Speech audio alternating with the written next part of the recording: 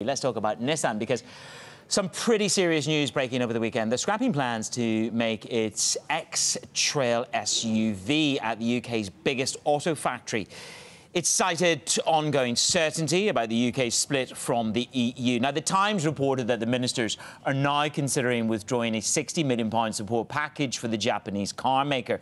Joining us on the phone is Bloomberg's Brexit editor, Emma Ross-Thomas. Emma, good to have you with us this morning. How big a blow is this to Theresa May? Can we really attribute all of this to Brexit?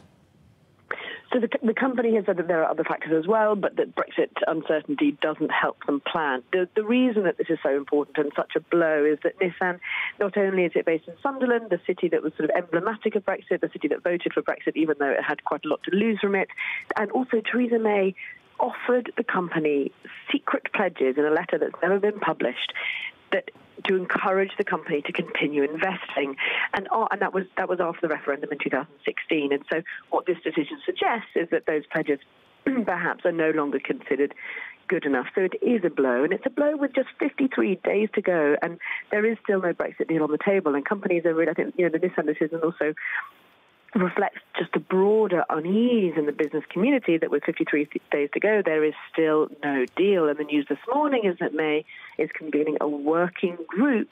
But what that working group is looking at is basically recycling old ideas to try to make the Brexit deal work.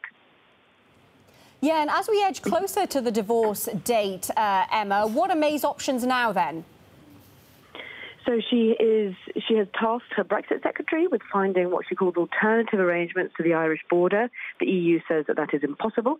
And then she has tasked her Attorney General with looking for an exit mechanism to the Irish backstop. Remember, the Irish backstop is the most toxic and polemical part of her deal.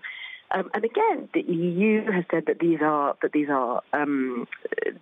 aren't acceptable.